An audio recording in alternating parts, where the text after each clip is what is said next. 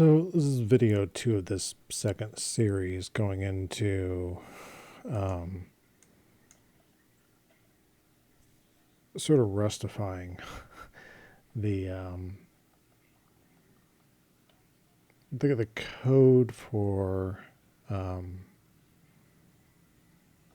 this to make it, like I said, more rusty. So the first thing I want to do is I want to change the handler type to be an FN of request. We're already breaking stuff. And I don't want to make that a dine. So our handler here is actually going to be an FN, but it's going to be a boxed FN request, and it has to be dine inside of here. And what we're doing here is we're just saying we're going to store boxes of handlers that are going to handle requests, not actually pure functions. And we're obviously getting errors, so let's look at those errors. This should be okay. Except that, yeah, so the FN inside of here must be a static FN. Took me a long time to figure out what that actually means. And now it's saying that it doesn't implement debug. It doesn't implement debug because we have debug on our server. And I'm going to just take that off because we don't need debug on our server. Here, the handlers are being cloned. This is going to require that the handlers itself be cloned as well. And I'm going to take this into consideration. And we are going to actually create an arc, I guess an arc mutex around this. Arc.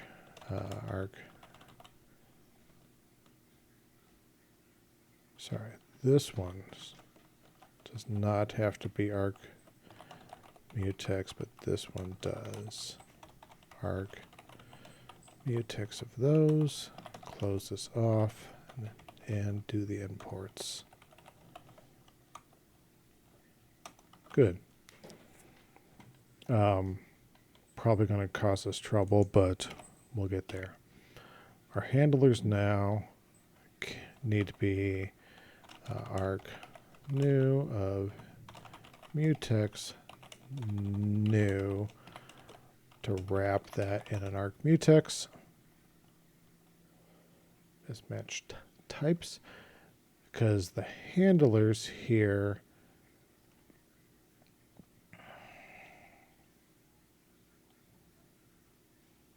are, that's okay, expected struct of that, and we found an arc. Did I update the wrong one? I did update the wrong one. Let's just swap these two. Nobody will know. Okay. So now we have our cloned handlers. Let's just call these handlers, because we don't need to know that they were cloned. They're just handlers. That's all they are. They're just handlers, just doing their job. The type on this is getting a little unwieldy, but that's okay for now. And we need to move this. Cannot be moved between threads because our handlers are not movable. So we have to trait bound that against send and probably sync, but let's just do send for now. So our get here, we need to lock the handlers because we're now holding an arc mutex of that. So in order to actually iterate through them, we need to lock it. And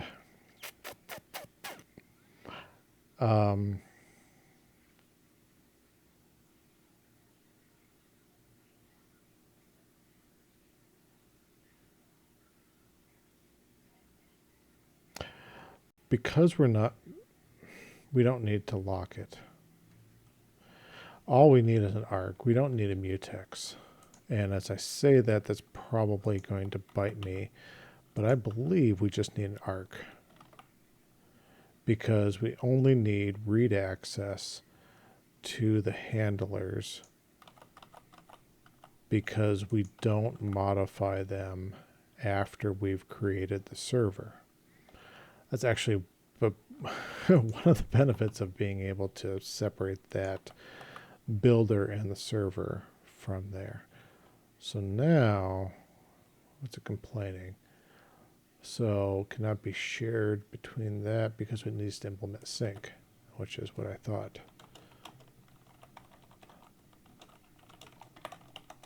But I think it may not be entirely true. So testing our builder pattern here. So we're running into problems with the register handler because the handler here is taking in a handler which is actually a box version of this. And I want to change this. So this is going to actually take in an impl of fn, which takes in a request, that request, and returns a response. And we are going to box that inside of our thing here, and we need to put in the type traits. Good, we're getting better. Let's do the same thing for registering the error handler. So the handler now is going to be typed to, come on, Copilot, you got this. Oh, you don't got this. No.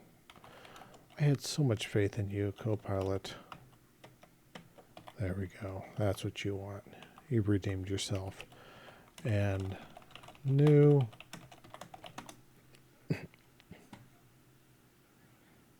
So we're close. Oh, look, we passed. Yay. Isn't that nice? We know like 90% of everything's working. And we're compiling clean.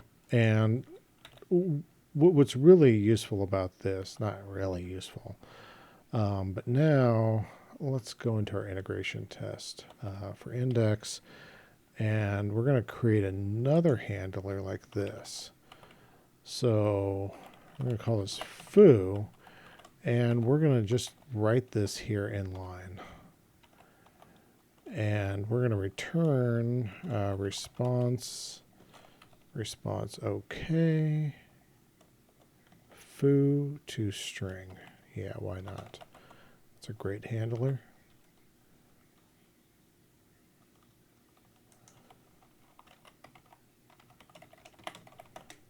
There we go. So now we have two handlers, one for /hello, one for /foo, that have entirely different signatures. This is a function signature, and this is a closure that we're just defining in line. So let's test this. Let r equal, come on, Copilot, you got this.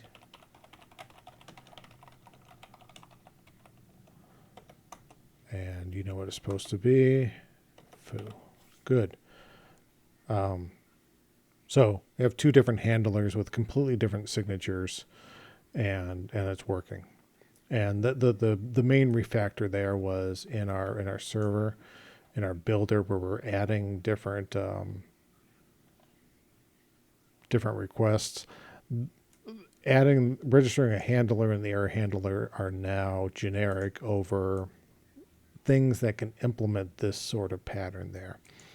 And these are now, well, they were before, but they're required because we're transferring the function across the thread boundary, so they have to be able to live forever and be sendable and syncable across the thread boundary. So we're pretty clean. We've already done this, so we fix that. We're at 10 minutes. Let me just close this one down as a video and go into the next one to deal with some of these unwrap conditions, because I really don't like that. And yeah, that'll be good.